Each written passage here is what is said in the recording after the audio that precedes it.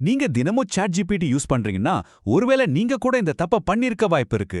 ஆனா இந்த ஒரு விஷயம் புரிஞ்சுட்டா போதும், உங்க வேலையை இன்னும் பல மடங்கு திறமையா முடிக்கலாம். வாங்க, சாட் ஜிபிடி கிட்ட நாம என்னென்ன விஷயங்கள கேட்கவே கூடாதுன்னு இந்த பகுப்பாய்வுல தெளிவா பார்க்கலாம்.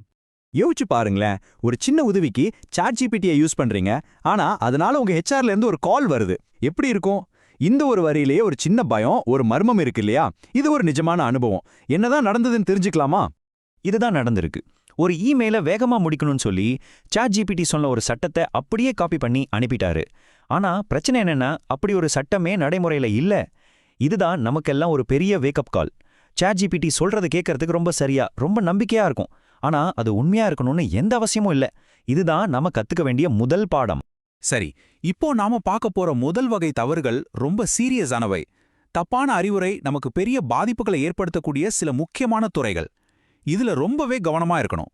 உங்களுக்கு உடம்பு சரியில்லாதப்போ ஒரு டாக்டர் கிட்ட போறதுக்கு பதிலா சும்மா சாட் ஜிபிடில எனக்கு இந்த மாதிரி இருக்கு, என்ன பண்ணலாம்னு கேக்குறது சரியா? இது எவ்வளவு பெரிய ஆபத்துன்னு பார்க்கலாம் வாங்க. இங்க இருக்கிற உதாரணத்தை பாருங்க.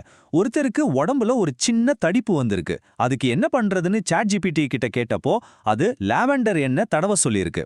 ஆனா கொடுமை என்னன்னா, அவருக்கே லாவெண்டர் எண்ணெய் தான் அலர்ஜி. கடைசியில அவர் அவசர சிகிச்சைக்கு போக வேண்டியதா போச்சு. இதுல இருந்து என்ன தெரியுது? சாட் ஜிபிடி ஒரு டாக்டர் கிடையாது. அதுகிட்ட மருத்துவ ஆலோசனை கேட்கறது உயிருக்கே ஆபத்தா முடியலாம். சரி, மருத்துவ ஆலோசனை கேட்கவே கூடாதுன்னு நல்லா புரிஞ்சிருச்சு. அப்போ சட்ட சம்பந்தமான விஷயங்களுக்கு ஒரு வக்கீல் மாதிரி சாட் ஜிபிடியை பயன்படுத்தலாமா? இதுவும் ஒரு பெரிய கேள்விக்குறிதான். இந்த அனுபவம் எனக்கே நடந்தது. வீட்டு ஓனருக்கு ஒரு லெட்டர் எழுத சாட் ஜிபிடி உதவி செஞ்சது. பார்க்கறதுக்கு ரொம்ப ப்ரொஃபஷனலா 3 சட்டங்களை எல்லாம் மேற்கோள் காட்டி கொடுத்துச்சு. ஆனா அதுல ஒரு சட்டம் 2014லயே ரத்து செய்யப்பட்டது. யோசிச்சு பாருங்க, இப்படி ஒரு கடிதத்தை வச்சுக்கிட்டு நம்மளால வாதாட முடியுமா? அதனால சட்டத்துல இருக்கிற சில வார்த்தைகளுக்கு அர்த்தம் தெரிஞ்சுக்க ஒரு விஷயத்தை பத்தி பேசிக்கா ரீசர்ச் பண்ண சாட் ஜிபிடியை ஒரு ஸ்டார்டிங் பாயிண்டா யூஸ் பண்ணலாம். ஆனா கடைசி வார்த்தை எப்பவும் ஒரு நிஜமான வக்கீல் கிட்ட இருந்து தான் வரணும். சரி, மருத்துவம் வேண்டாம், சட்டம் வேண்டாம். அப்போ பணம் சம்பந்தமான விஷயங்களுக்கு எந்த ஸ்டாக்ல முதலீடு பண்ணலாம், எப்படி பட்ஜெட் போடலாம்னு கேட்கலாமா? இது மூணாவது பெரிய ஆபத்து. இந்த ஸ்லைட பாருங்க, இது ரொம்ப அதிர்ச்சியான விஷயம். ஒரு முறை பங்கு சந்தை ஆலோசனை கேட்டதுக்கு சாட் ஜிபிடி ஒரு கம்பெனியை பரிந்துரை செஞ்சிருக்கு. ஆனா அந்த கம்பெனி 2 வருஷத்துக்கு முன்னாடியே திவால் ஆயிடுச்சு. இதுக்கு காரணம், சாட் ஜிபிடிக்கு இப்ப மார்க்கெட்ல என்ன நடக்குதுன்னு ரியல் டைம்ல தெரியாது.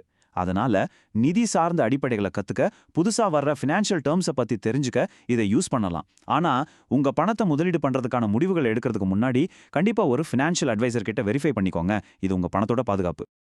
இது வரைக்கும் தொழில்முறை ஆபத்துகளை பார்த்தோம். இப்போ நம்மளோட தனிப்பட்ட வாழ்க்கை ரகசியமான விஷயங்கள்ல சாட் ஜிபிடியை நம்புறதுனால என்னென்ன பிரச்சனைகள் வரும்னு பார்க்கலாம். இது உணர்வு சம்பந்தப்பட்டது, அதனால ரொம்ப முக்கியமானது.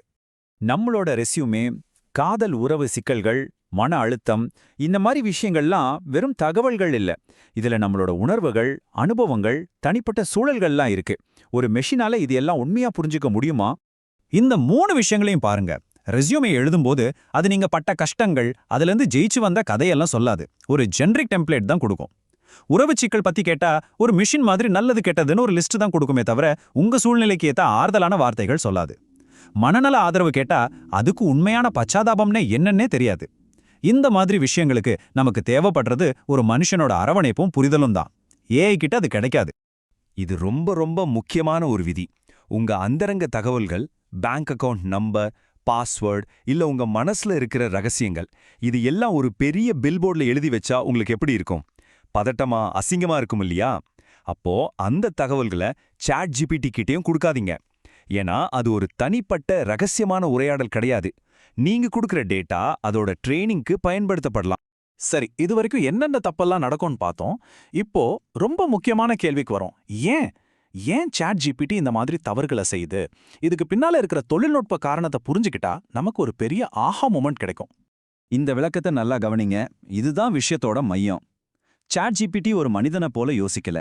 அது உண்மையா பொய்யான சரிபார்க்கல. அது ஒரு டெக்ஸ்ட் ப்ரொடக்டர், அதாவது அடுத்த வார்த்தையை கணிக்கும் இயந்திரம்.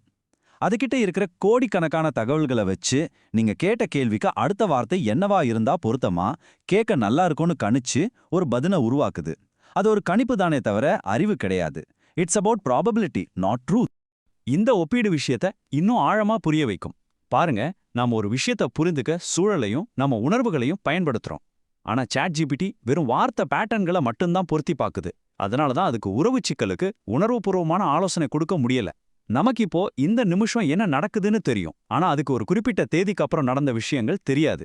அதனால தான் அது திவாலான கம்பெனியை முதலீடு செய்ய சொல்லுது, காலாவதியான சட்டத்தை மேற்கோள் காட்டுது. நாம் ஒரு கணக்க காரணத்தோட லாஜிக்கோட போடுவோம், ஆனா அது ஒரு பதில் எப்படி இருந்தா சரியா இருக்குன்னு கணிக்குது. அதனால தான் அது கணக்குல தப்பு பண்ணுது. இப்போ புரியுதா நமக்கும் அதுக்கும் உள்ள அடிப்படை வித்தியாசம் என்ன? இந்த வித்தியாசத்துக்கு 2 நேரடி உதாரணங்கள் இருக்கு. 2024 T20 கிரிக்கெட் உலக கோப்பையை யார் ஜெயிச்சாங்கன்னு கேட்டதுக்கு அது இந்தியான்னு சொல்றதுக்கு பதிலா இங்கிலாந்துன்னு தப்பா சொல்லியிருக்கு. காரணம் அதோட நாலேஜ் கட் ஆஃப். அதே மாதிரி ஒரு கடன் தொகைக்கு வட்டி எவ்வளோன்னு கணக்கு போட சொன்னா பார்க்கறதுக்கு ரொம்ப சரியா இருக்கிற மாதிரி ஒரு நம்பரை கொடுக்கும், ஆனா அது தப்பான கணக்கா இருக்கும்.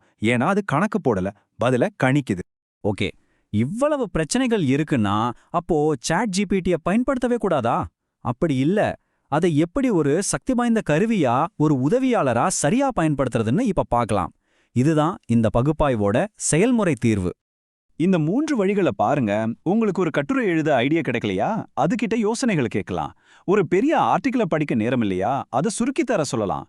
நீங்க எழுதின ஒரு இமெயில கிராமர் தப்பு இருக்கா இல்ல ரொம்ப நீளமா இருக்கா, அதை சரி பண்ண சொல்லலாம். இப்படி அதை ஒரு அதிகாரமா ஒரு குருவா பார்க்காம ஒரு ஸ்மார்ட் அசிஸ்டண்டா பயன்படுத்தினா அது ஒரு மிகச்சிறந்த கருவி. இந்த ஒப்பீடு ரொம்ப அருமையானது. சாட் ஜிபிடி எப்படி நினைச்சுக்கணும்னா அது கூகுளோட ஒரு ஓவர் அச்சீவிங் கசின் மாதிரி. எல்லாத்தையும் படிச்சு வச்சிருக்கோம், ஆனா எது நிஜம் எது கதைன்னு அதுக்கு மறந்து போயிடும். இந்த ஒரு விஷயத்த மனசுல வச்சுக்கிட்டாலே போதும், நம்ம அதை சரியா கையாண்டிடலாம். நாம இப்போ இந்த பகுப்பாய்வோட முடிவுக்கு வந்துட்டோம். இதுவரைக்கும் நாம பார்த்த எல்லா விஷயங்களோட முக்கியமான சாராம்சத்தை இப்போ சுருக்கமா பார்க்கலாம். இதுதான் நீங்க எப்போதும் நினைவில் வச்சுக்க வேண்டிய பாதுகாப்பு வளையம். இந்த 4 விஷயங்களையும் உங்க மனசுல ஆழமா பதிய வச்சுக்கோங்க. 1, அது ஒரு கருவி, ஒரு உண்மை இயந்திரம் அல்ல. அது பதில்களை உருவாக்குது, உண்மைகளை சொல்லல. 2, அது உங்க மனநல ஆலோசகர் கிடையாது, அதுக்கு பச்சாதாபம் இல்ல. 3, அது உங்க வழக்கறிஞர் கிடையாது, அதுக்கு சட்டத்தோட தற்போதைய நிலை தெரியாது. மிக முக்கியமா 4, அது உங்க மனசாட்சி கிடையாது. எது சரி எது தப்புன்னு முடிவு பண்ற சக்தி உங்ககிட்ட தான் இருக்கு, ஒரு மிஷின் கிட்ட இல்ல. சுருக்கமா சொல்லணும்னா சாட் ஜிபிடியோட பங்கு என்னன்னா அது வெறும் ஒரு உதவியாளர் மட்டும்தான். உதவியாளரா அது இருக்கலாம், ஆனா முடிவெடுக்க வேண்டிய இடத்துல அந்த பொறுப்புல இருக்கிறது நீங்க தான். எது சரி எது தப்பு, எதை ஏத்துக்கணும் எதை நிராகரிக்கணும்னு தீர்மானிக்கிற சக்தி, அந்த மனசாட்சி உங்ககிட்ட தான் இருக்கு. அந்த பொறுப்பை எப்பவும் நம்ம கையில வச்சுப்போம்.